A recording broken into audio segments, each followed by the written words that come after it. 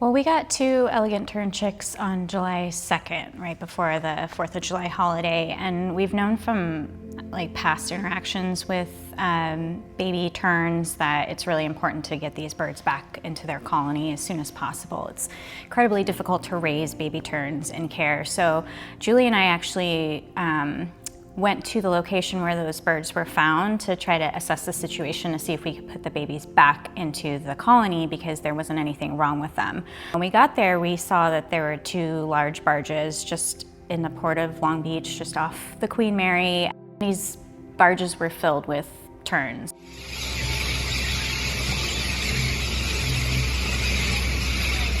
You could see all of the adult terns kind of flying around. You could see that there was no sides to the barge. You know, it just had nothing blocking the edges, and it was kind of like a rounded edge. And the whole barge was filled with this massive sand and rock pile, so there wasn't a lot of just flat space for those animals to be. Birds nest in unusual places a lot of the time, figure it out. We're all living in an urban environment, so it's not unusual to see birds kind of nesting. There's such limited nesting habitat for terns, and a lot of them, you know, are in areas that are competing with other tern species. You know, they've set up in different areas, you know, purposefully set up breeding platforms for them. So, you know, that has been successful in other regions. They've done it on the East Coast. And we had heard of the disturbance at Bolsa Chica and kind of thought, okay, maybe these birds decided that these barges were a safe spot.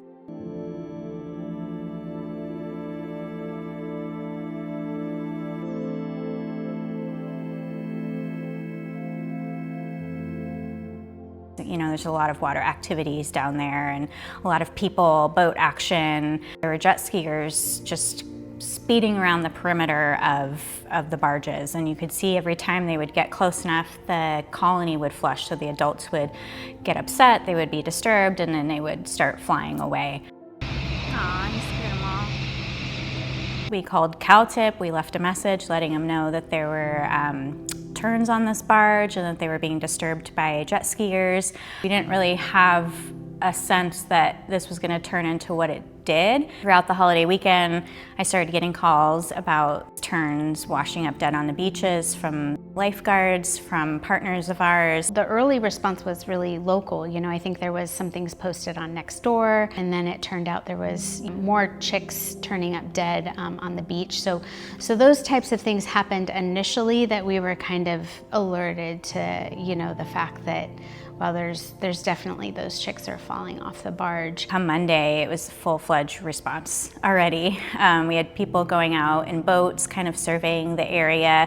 And California Department of Fish and Wildlife have gotten out there to kind of check it out. And that's when, you know, they really started finding more and more chicks in the water alive that had fallen off. What I think was happening was that, you know, this colony sort of started, all of the chicks are of similar ages, you know, and when they were really small, they weren't really moving around all that much. And so as soon as they started becoming mobile and the adults were coming in with food and they're kind of running around, it became much easier for larger and larger numbers of chicks to fall off.